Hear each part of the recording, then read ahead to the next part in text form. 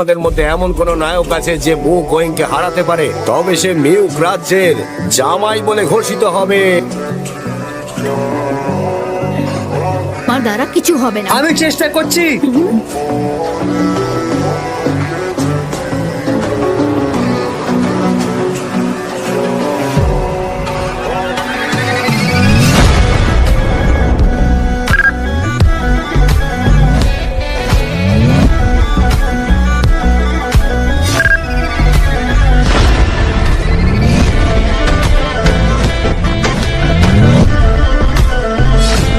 রাজকুমারটা কি সুন্দর দেখতে না?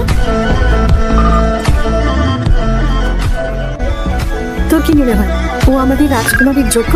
ও একদমই রাজকুমারীর যোগ্য না।